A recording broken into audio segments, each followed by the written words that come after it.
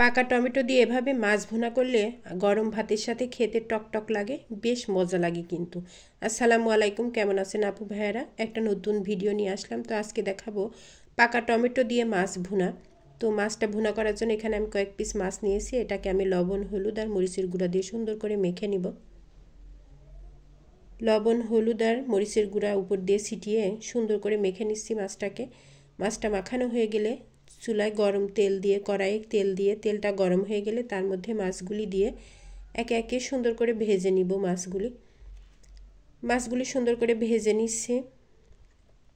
তারপরে মশলা করে নিব। মাছটা ভাজতে দিয়ে আমি এখন মশলা করে নিব। তো মশলা করার জন্য এখানে নিয়েছি একটা রসুন, একটা ছোটো সাইজের পেঁয়াজ, কাঁচামরিচ, শুকনা মরিচ, ছোটো এলাচ আর দারচিনি আর 1 চা চামচ জিরা দিয়ে ব্লেন্ড করে নিয়েছি মশলাটাকে। আর মাছগুলি ভাজা শেষ। আমি এখন মাছগুলি উঠাই নিচ্ছি। মাছগুলি উঠিয়ে নিয়ে আবার পরবর্তীতে যে মাছগুলি বাকি ছিল সেই মাছগুলি দিয়ে সুন্দর করে ভেজে নিব। মাছগুলি ভালোভাবে ভেজে উঠিয়ে নিয়েছি। এখন মাছগুলি ভুনা করার জন্য সব কিছু রেডি করে নিয়েছি। 2টা টমেটো কেটে নিয়েছি, 4টা পেঁয়াজ কুচি করে নিয়েছি আর মাছটাকেও ভেজে নিয়েছি সুন্দর করে। তারপরে মাছটা ভেজে উঠিয়ে নেওয়ার পরে যে তেলটা ছিল সেই তেলের সঙ্গে আরও কিছুটা সাদা তেল মিশিয়ে যে 4টা পেঁয়াজ কুচি করে রেখেছিলাম সেই পেঁয়াজ কুচিটাকে দিয়ে পেঁয়াজ কুচিটা লাল করে ভেজে নিব।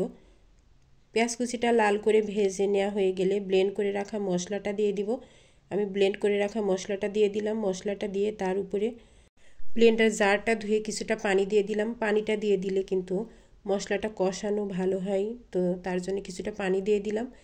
দিয়ে তারপরে 1 চা চামচ হলুদের গুঁড়া, 1 চা চামচ ধনিয়া গুঁড়া আর 1 চা চামচ লবণ দিয়ে আমি মশলাটাকে খুব সুন্দর করে কষিয়ে নিচ্ছি।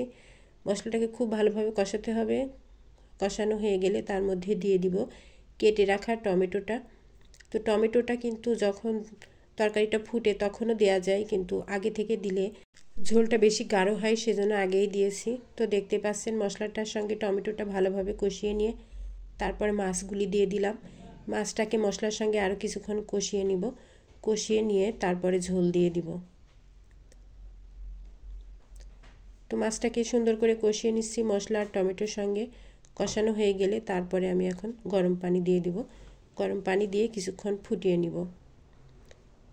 এভাবে মাছ রান্না করে খেলে মাছটা খুব ভালো লাগে খেতে, আমি নিজে খেয়ে দেখেছি। আর পাকা টমেটো দিয়ে তরকারি রান্না করলে তরকারির কালারটা খুব সুন্দর আসে, আর স্বাদটাও একটা টকটক ফ্লেভার আসে, খুব ভালো লাগে খেতে।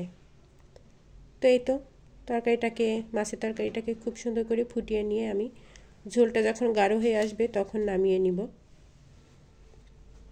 তরকারির কালারটা কত সুন্দর আসছে দেখেন।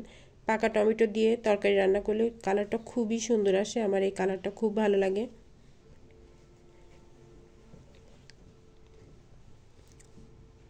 তো এই তো তরকারিটা ফুটিয়ে এখন নামিয়ে নিব।